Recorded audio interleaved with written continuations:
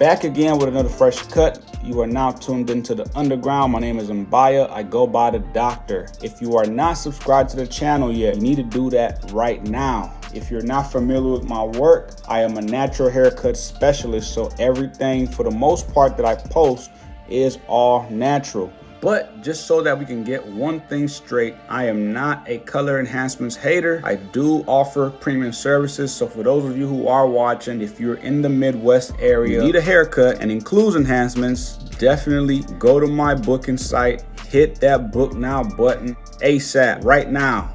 I am always taking new clients. All you have to do is, of course, book a consultation with your haircut service and make it into the shop. I got you covered. Get ready for the best experience of your life at J.Exquisite Studio. Anyway, let's get into this and get started on this haircut. The level that I will be cutting his hair down to is something that you can achieve by going with no guard, with the lever all the way open. Although I will be going about this very unorthodox as usual, the way I do things is very rebel-like.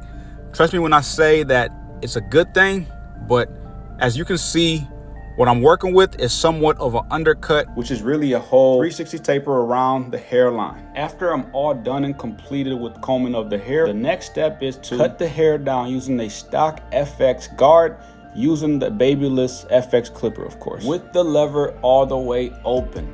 I can go ahead and close it, but that will be a mistake because I don't really want to rush through this. I want to take my time, make sure I go around his colic, especially in the front. If you see that, you know what's going on. And if you don't know what a colic is, make sure you subscribe to this channel. I will post a video really soon that will be breaking down the different kinds of colic and how to locate one, of course. Just a quick FYI, if you notice an overhang weight line along the edge, I'm leaving that intentionally to help manipulate the lineup later.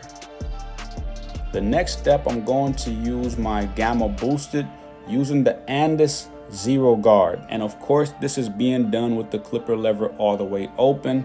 And I will slowly start closing it, easing all the way down until the hair gets lower and lower and lower.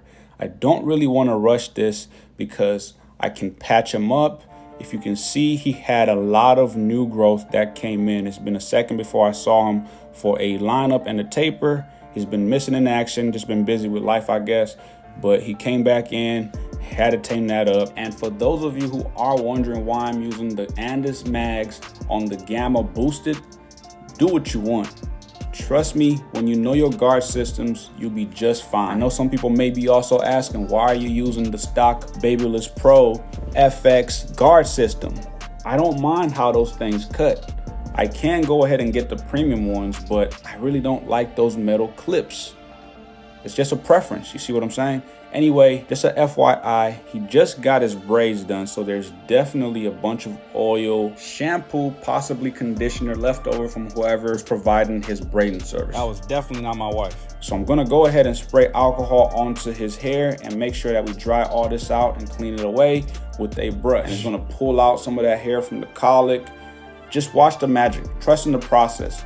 I mean, my guy here definitely has a very interesting hair texture on top of that. Me and his mom have definitely kind of poked fun at how crazy, impossible, and fake his hairline looks. It just looks enhanced. And for those of you that are viewing and think otherwise, it's just not the case. But I'm going to prep the lineup, brush it through, comb it if I have to, make sure I pull all the hair all the way out. And that alcohol that I just sprayed on him is going to dry out the skin of all the different impurities that I don't need. The oils, the products, all that's going to be gone.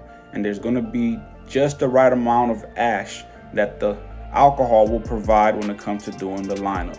And in a moment, I'm going to lose the guard in general and just start going at the hair, smoothing out everything where necessary, but still keeping that just right amount of hair around the hairline, which you can consider or call a overhang. So I'm going in with the Gamma Boosted, no guard, and I'm kind of using like a point and angle where it's like kind of like wrecking at the hair.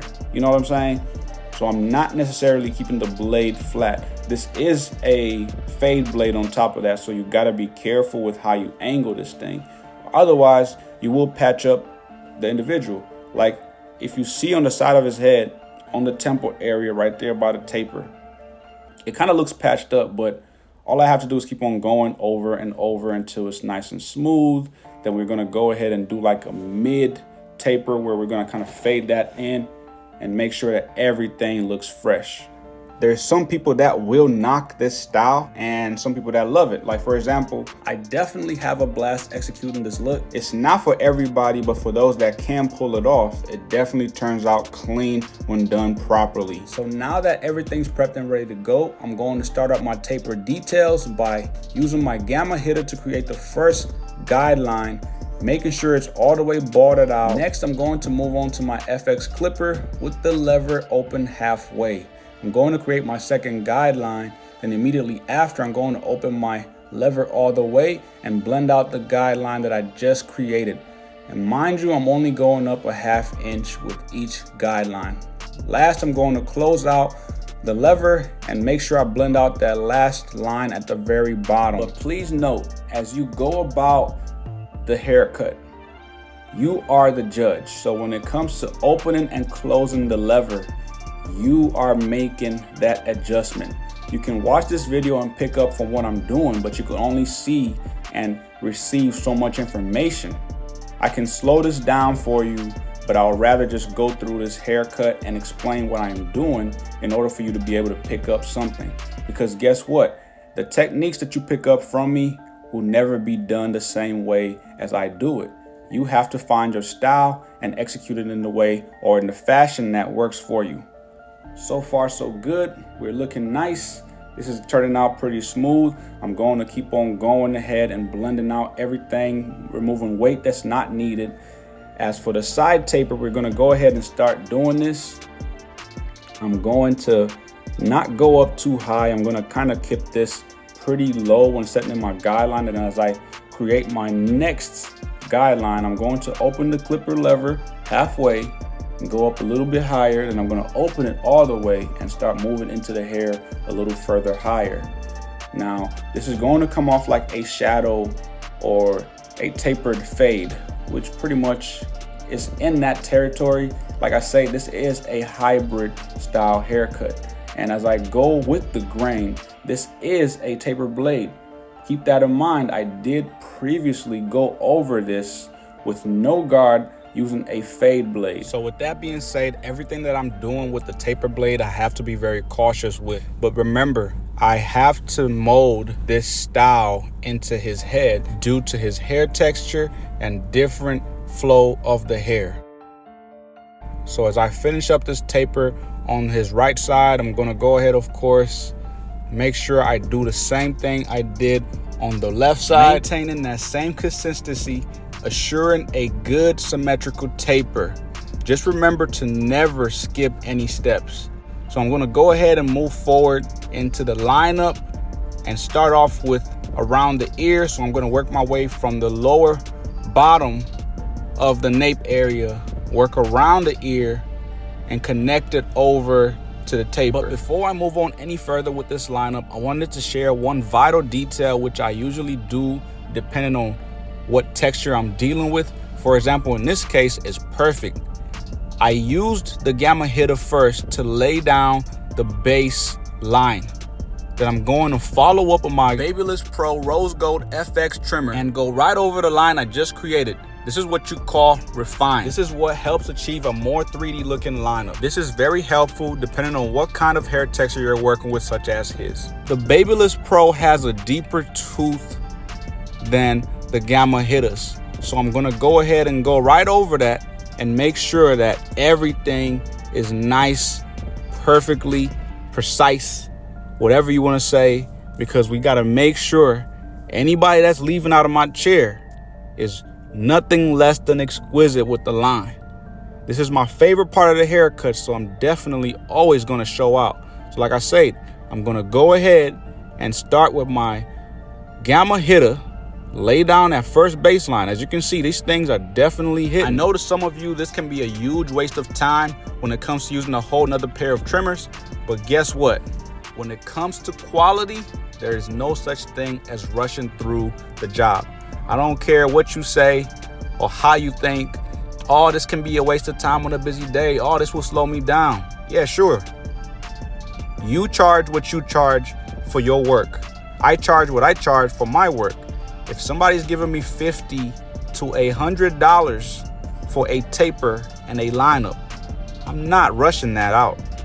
I don't care if it's just a lineup. I am not rushing that out.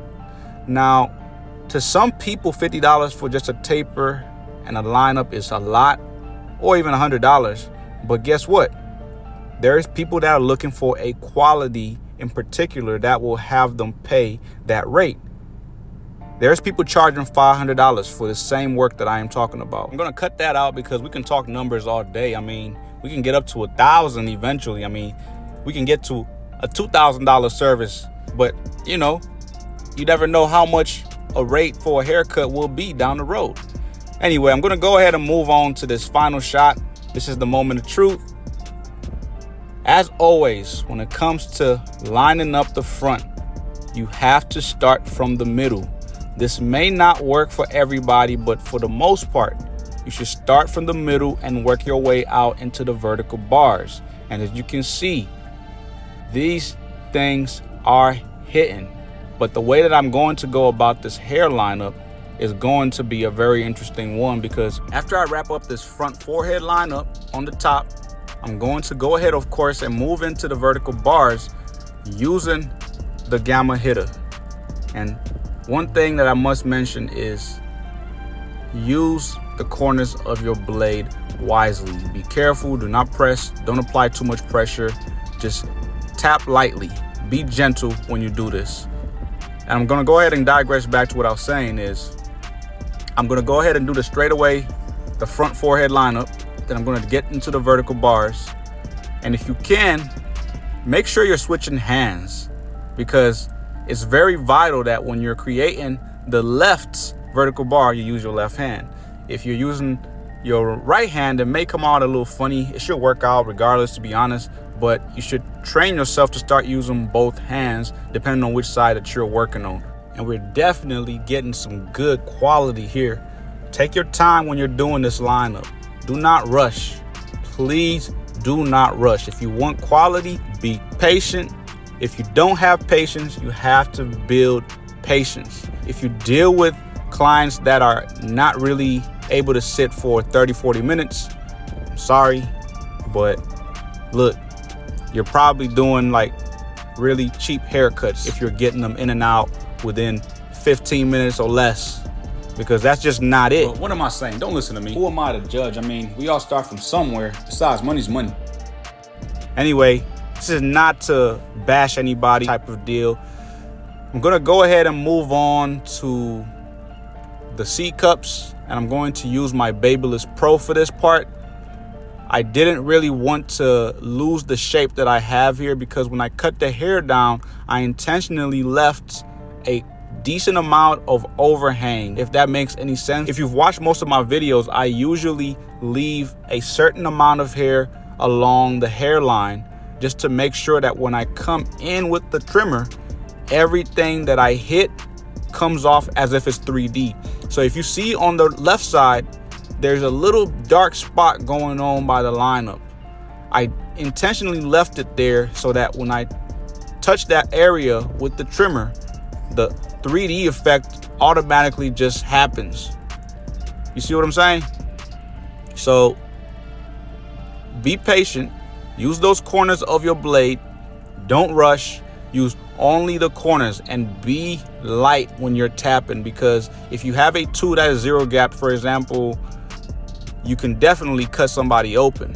And you got to be light when you're applying the razor, which comes afterwards, because you want to inflict little damage, very minimal damage. You don't want to be burning people up. You don't want to be irritating their skin. You don't want to be cutting them with the blade. Depending on how hard you're pressing with your trimmer, this will set you up for failure if you are pressing down way too hard when it comes to using the razor blade. So please be careful. Tap light. And like I say before, my guy has a very interesting texture. Whenever you lay out that lineup on his front, it just looks like 3D. In a second, I'm gonna definitely also touch up his eyebrows. He likes the little slits in there. But before I do that, I'm gonna go ahead and jump into this razor line. Make sure I detail everything before I let him leave. We definitely capture some good footage. One thing I also must mention, if you haven't caught this before, I usually let the camera run all the way through my service. I don't make any cuts. I want you to see the whole full thing. There's no gimmicks going on around these parts. You know what I'm saying? I want you to see what real raw cuts look like.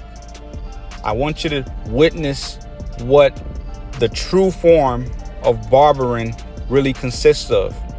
Like I say to begin with, I don't knock the enhancements just because I don't like them, I'm a hater or something like that. I truly don't really appreciate them that much, but they are great for those who love to get the enhancement services. So when they do request them, of course I'm going to go ahead and service them.